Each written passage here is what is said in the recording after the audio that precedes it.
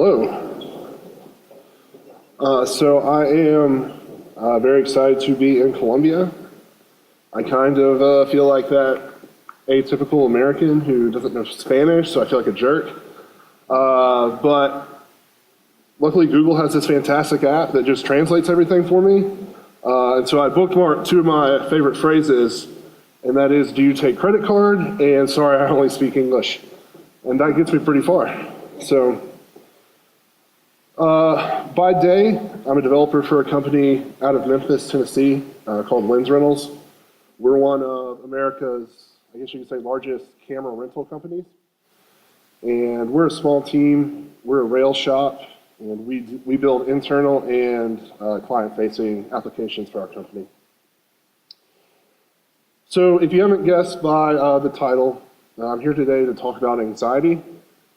This subject's very personal and important to me, so I'm honored to be here to share about it. Before I begin, I'd like to thank Prompt for sponsoring my trip here. They're an organization that helps facilitate talks like these on mental health. And I'd also like to mention, you can follow them on Twitter. They're also running a campaign right now to help raise funds for people like me to be able to do this. So they had a long URL, it's like, nobody wants to type that. So if you want to look them up on Twitter, you can find that. If you feel that maybe after this presentation, you'd like to help the organization. So I have a couple of things I'd like to get out of the way before we get started.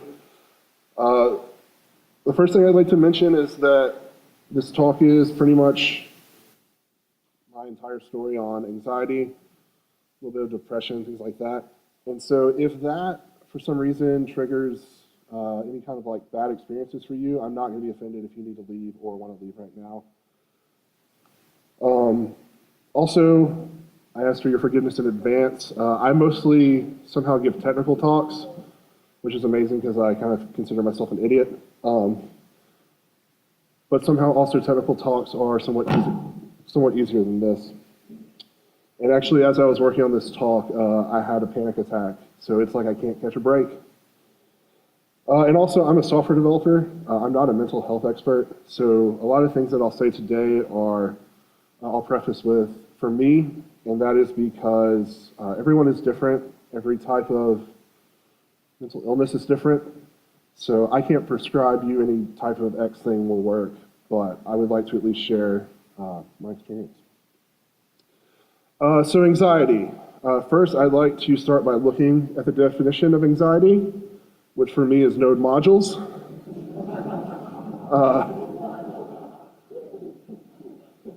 But in all seriousness, according to the Mayo Clinic, anxiety is a mental health disorder characterized by feelings of worry, anxiety, or fear that are strong enough to interfere with one's daily activities. Anxiety is actually one of the most common mental health disorders. And as I share this story, I think there's kind of one common theme. There's a guy named, his name's Ed Finkler, and I think he kind of describes the feeling of anxiety best. It's that I have fight or flight reactions when someone should never have that type of reaction. So if you're unfamiliar with fight or flight, if there was a bear on stage, I would either fight it or I'd run. So fight or flight is how you respond when you're feeling endangered. So I have these experiences sometimes daily. So one thing I've kind of realized over the last couple of years is there was a pattern of this growing up through my whole life. It wasn't until 2011 I really learned that what I experienced was actually anxiety.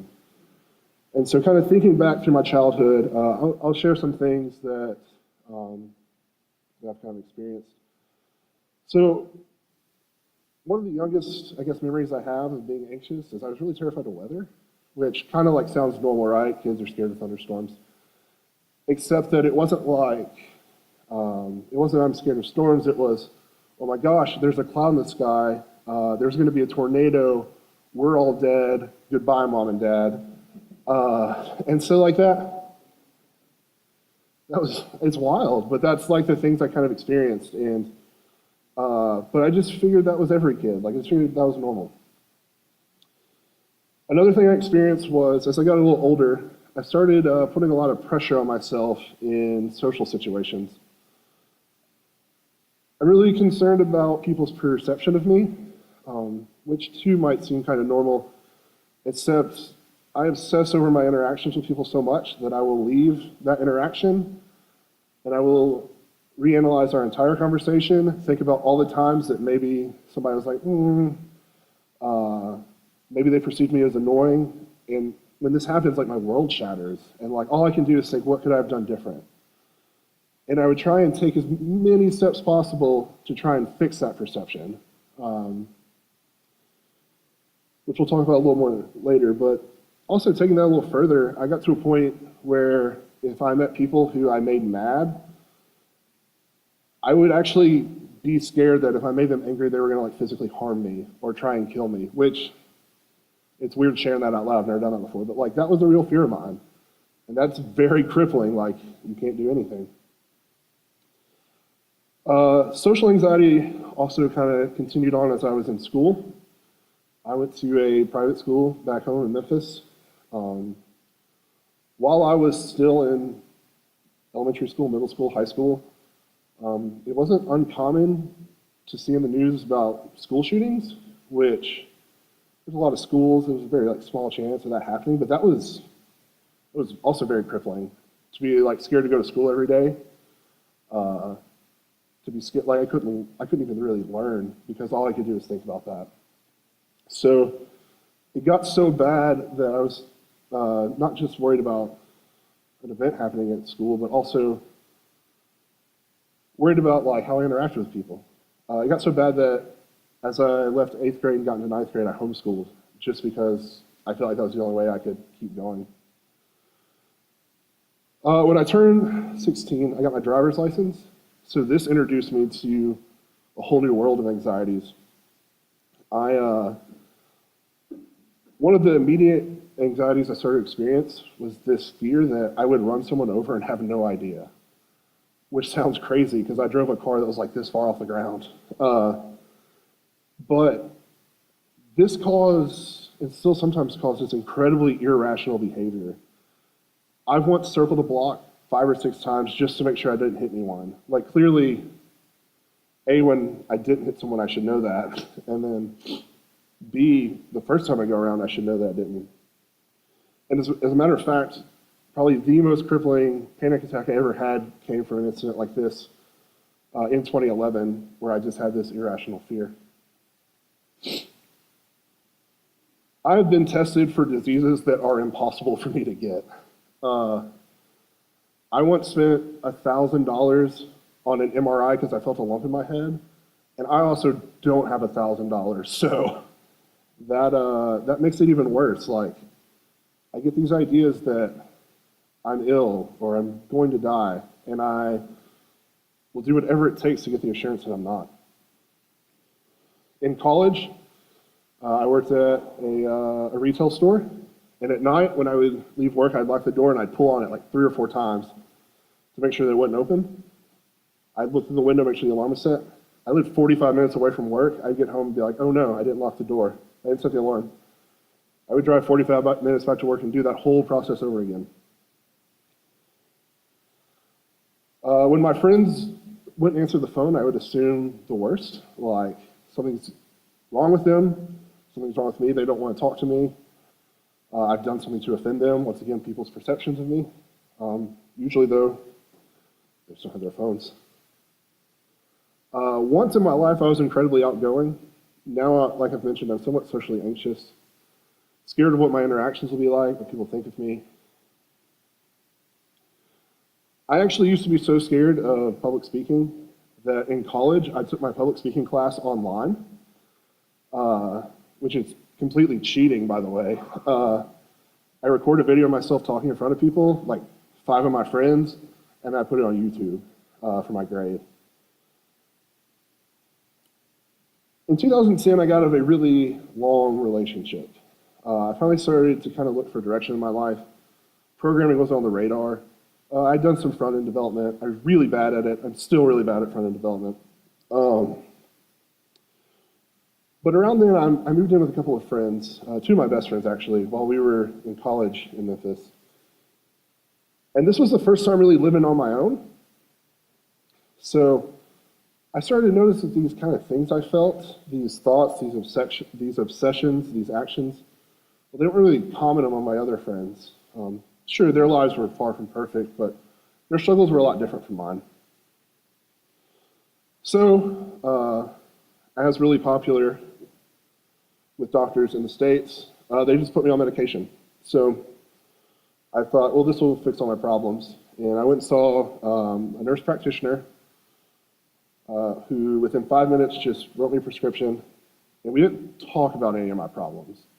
She just said, take this, let's follow up. The medicine she prescribed me made me a different person in one of the worst ways possible.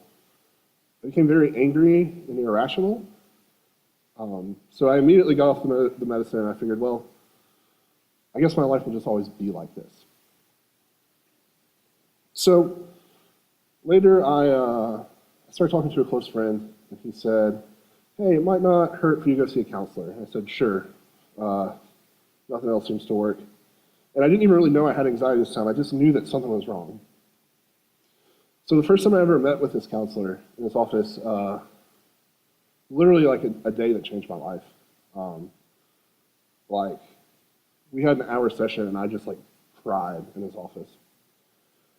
He shared with me that I have generalized anxiety disorder and obsessive compulsive disorder.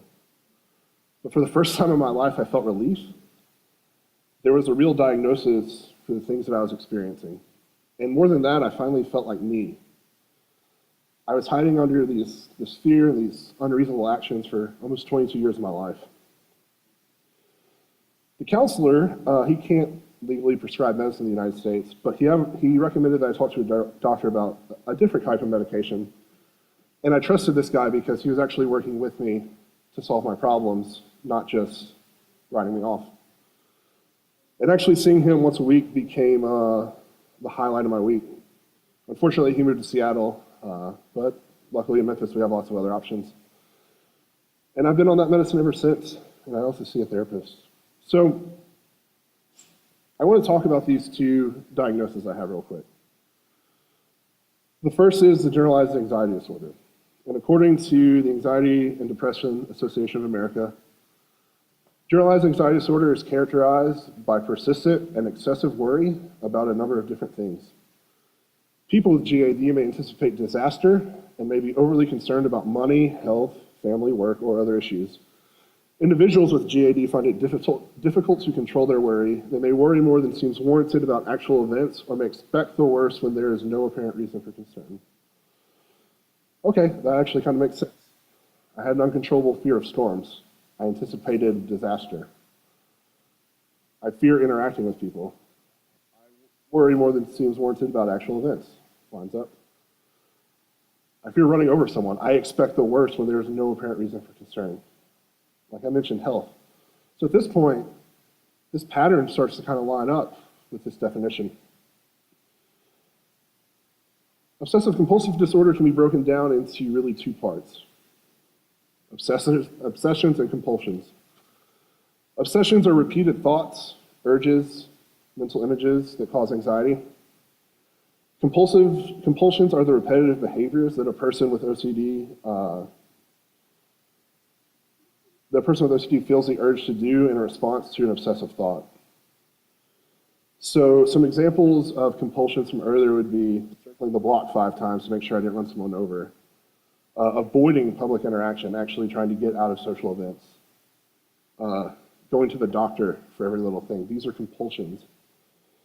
So, and the best way I know how, this is how the two kind of work together.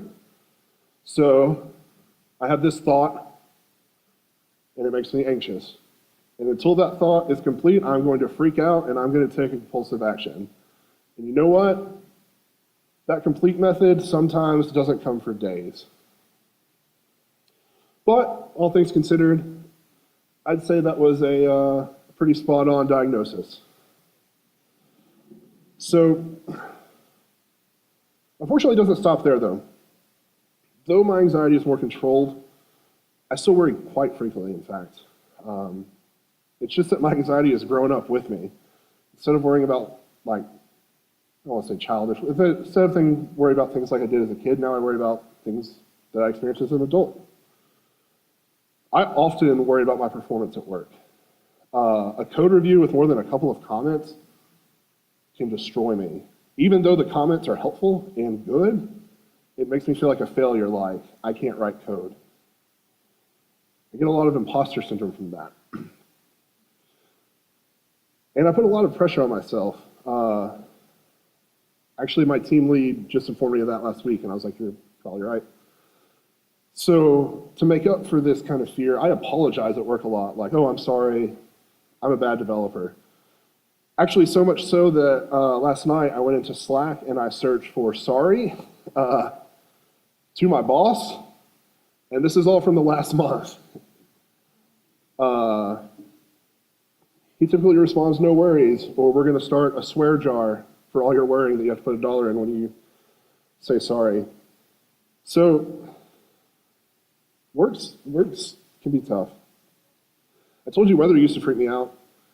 It doesn't so much anymore, but flying in a hurricane does. So I came through Miami, and I spent the entire day Wednesday building this little thing so I wouldn't worry. I took the flight path from flightaware.com, put it on top of the hurricane map, figured out the distance between me and the hurricane, converted it from latitude to longitude to nautical miles, and then to miles. And it didn't help at all. I was terrified. Another anxiety I've started to experience as an adult, this is a thing my wife and I made recently. And besides being like the best thing in my life, caring and being responsible for another human has increased my anxiety exponentially. Don't get me wrong, the benefit more than outweighs the cost. But so you see, though I found a good groove for working with my anxiety, I still have room for improvement. Like I said earlier, I still really struggle with imposter syndrome. I dropped out of college, I learned programming on my own. I have a good job, but I don't feel like I belong. And I'm anxious that I don't belong. Though anxiety and OCD are bad, there are some benefits, believe it or not. One of those is that I told you I have a fear of driving, so it makes me a pretty damn good driver because I'm never on my phone, my windows are down, and I'm always focused. Which is actually, finding someone not on their phone while driving in the United States is tremendous. When I'm not anxious that I'm falling behind on a project, my code is usually some of my best work. Because I try to spend time making it readable, testable, usable, and that's because I'm anxious of bad code. And third, it's that I don't typically push broken code to production because if I push code untested, I would literally just sit there shaking until I knew it worked. Though that always doesn't mean that I write test for that everything, but I at least test it. And you know, anxiety or not, I'm really lucky to have all that I have. I'm lucky to be a programmer. I'm lucky to write Ruby code. And I really don't want to let my anxiety dampen that. But mental health is more than just anxiety. Though my story directly deals with anxiety and OCD, mental health casts a much wider net. These are just a few different types of mental disorders: obsessive compulsive, GAD, phobias, social anxiety, multiple personality, depression, bipolar, schizophrenia, post-traumatic stress disorder. These are all forms of mental illness, and there's more. And